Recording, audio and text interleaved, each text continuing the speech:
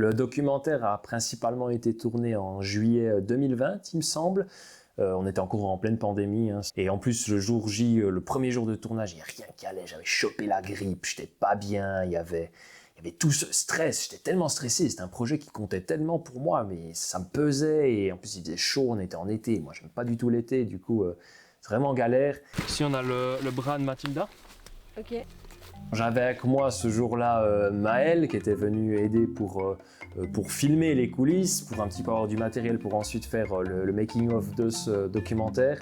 Et on avait également Zoé et puis Arnaud qui sont aussi venus. Au début, je leur avais parlé de ce projet, je leur ai dit « Vous voulez pas venir dans la forêt avec moi animer des marionnettes, des dinosaures ?» Il me semble qu'avant le tournage, j'étais plutôt pour dans l'idée parce que faire des tournages avec Louis, c'est vrai que c'est toujours des bons moments, il y a toujours une bonne ambiance et c'est quelque chose que je trouve très cool et je suis toujours partante.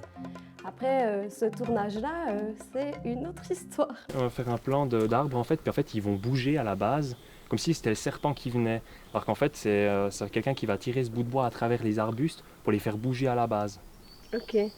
Ah ouais, Tu vois l'idée? ok.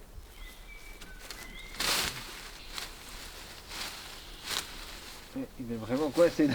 Vous savez, je dis souvent qu'en fait, tel ou tel tournage, après une journée où je tourne un film, je me dis « Ah, c'était le pire tournage de ma vie ». Alors, depuis l'été 2020, chaque fois que je parle du pire tournage de ma vie, je mentionne toujours la mégafaune. Jusqu'à présent, c'est le pire tournage de ma vie, vraiment, dans tous les sens du terme. Pourquoi c'était le pire? Déjà, on avait les conditions de tournage difficiles, on était dans une forêt, le sol il était assez inégal, il y avait pas mal de pentes, et surtout aussi déjà rien que pour amener le matériel, quand on devait parquer la voiture en bord de forêt, on devait prendre tous ces cartons, puis tout ce matériel vidéo, et on devait monter une espèce de pente à travers la forêt, c'était galère, on devait tout amener ça, et après même pour se déplacer dans la forêt, quoi, c'était compliqué, surtout pour Arnaud, Vraiment, c'était pas facile. Et après aussi pour filmer les animaux. Imaginez, vous filmez un titanoboa, il doit ramper sur le sol. Du coup, le marionnettiste, il doit aussi se mettre par terre.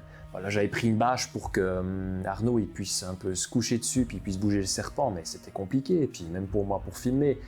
Et surtout que c'était aussi une façon de tourner qui était totalement nouvelle pour tout le monde, quoi. Aller filmer ces espèces de marionnettes qui traînent sur le sol.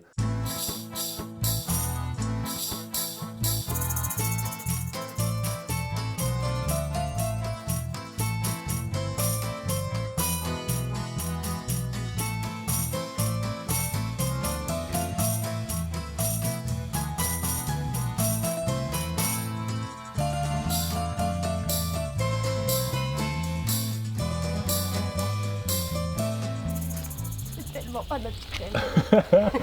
Et après, il faisait aussi très chaud, c'était vraiment compliqué. Et au bout d'un moment, en milieu d'après-midi, Zoé, elle en a eu marre. Elle a commencé à me faire chier. Parce que Louis a beaucoup d'exigences pour animer ses animaux, donc c'est vrai qu'il fallait beaucoup s'adapter à ce qu'il disait, parce que Louis a ce côté très professionnel où il a une vision des choses. Et il faut que ce soit comme ça, et du coup, il faut tourner plusieurs fois le plan. En plus, quand il fallait animer le méga boa ou je sais plus quoi, là, à chaque fois, il glissait du tronc. Oh. C'est vrai que c'était compliqué. Le terrain, les conditions de tournage n'étaient vraiment pas optimales sur ce tournage-là. Aujourd'hui, j'en rigole, mais alors sur le moment, je pense que Louis, je l'aurais tué, même si je l'adore de tout mon cœur. Comme eux, ils en pouvaient plus, finalement, je suis allé les ramener chez eux. Et après, je suis encore revenu, du coup, j'ai nouveau gravi la pente, j'ai nouveau fait tout ce chemin. Et avec Maël, on a tourné le reste, on a également tourné les séquences où on a renversé un grand tronc d'arbre pourri, ça c'était assez rigolo. Vas-y.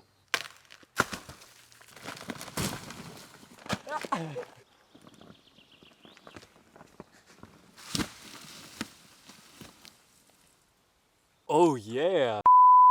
Mais je crois que globalement, Maël, il a gardé un souvenir assez mauvais du tournage. Le pauvre, c'est limite qu'il m'avait engueulé par téléphone parce qu'il avait après des tout plein de tics sur lui, puisqu'on était à la forêt. Elle était comment l'expérience de ce tournage? Sans commentaire. Non mais t'es sûr que tu veux rien nous dire dessus? Non, tu dégages, vas-y. Mais tu dégages. Mais... Pour le reste des prises de vue, je suis allé avec mon pote Dany, également excellent collaborateur vidéo, et puis on allait tourner les restes des séquences. Le tournage était très fun. Louis n'était pas chiant sur le tournage. Un peu perfectionniste comme un peu d'habitude, mais il était pas chiant, non. Même si là, il n'y a personne qui se plaignait vraiment, c'était quand même dur, c'était horrible en fait. Déjà, on filmait toujours à même le sol, du coup, il y a plein de moustiques qui vivent sur le sol forestier, on s'en rend pas compte, et en fait, ils venaient et puis ils nous piquaient les doigts, puis à la fin, j'avais plein de piqûres sur les doigts, c'était horrible. Et en plus, comme chaque fois, je devais me baisser avec ma caméra, et chaque fois que je me relevais, j'avais des chutes de tension, c'était horrible. Je crois que j'ai jamais eu autant de chutes de tension de ma vie, quoi, c'était horrible, c'était affreux. Putain, tout le temps des chutes de pression, fait chier. Moi, ce tournage, chaque fois que j'en parle à quelqu'un ou j'y repense, mais j'ai des visions de guerre du Vietnam presque. Non, c'était... Des fois, il fallait être dans des positions un peu particulières pour pouvoir bouger la marionnette, ce qui était assez compliqué certaines fois parce qu'il fallait pas rester juste 30 secondes dans cette position-là, mais quelques minutes, et puis quelquefois c'était un peu désagréable au bout d'un moment, mais on s'y fait. Avec Dany, au fond, on se marrait bien dans la forêt, je veux dire, on filmait une musaraigne géante, quoi. Prends ça. Coucou. L'araignée bourrée, elle remonte du mauvais sens.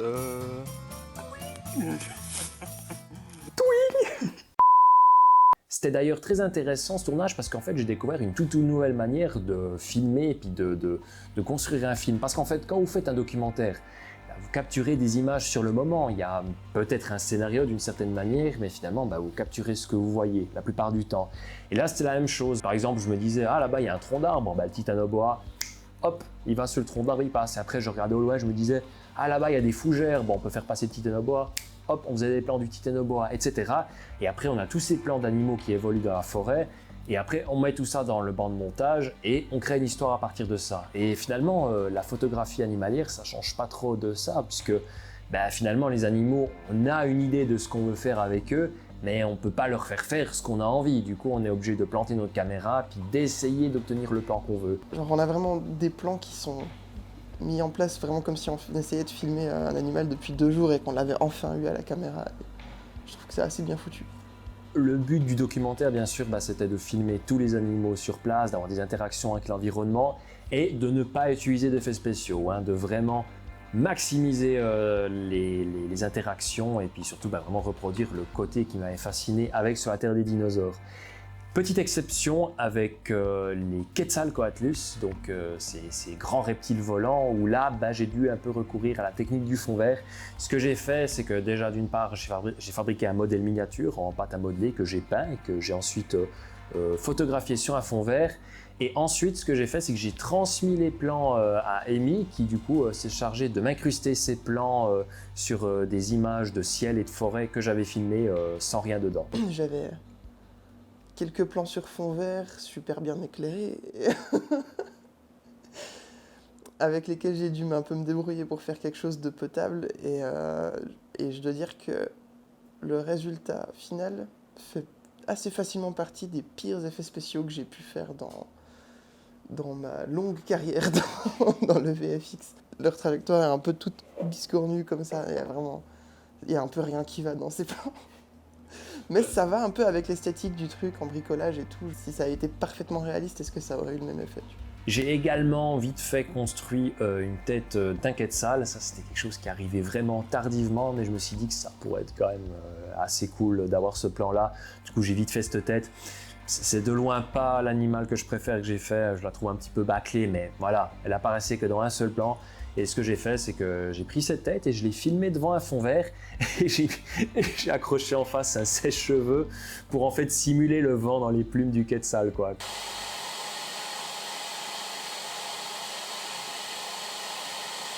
Je dirais qu'au final, l'ensemble des prises de vue dans la nature, que ce soit au drone ou avec la caméra dans les bois, m'a pris, je pense, entre 4 et 5 jours. Mais honnêtement, au niveau durée, c'était rien comparé à ce qu'elle allait encore m'attendre. Non, vraiment rien.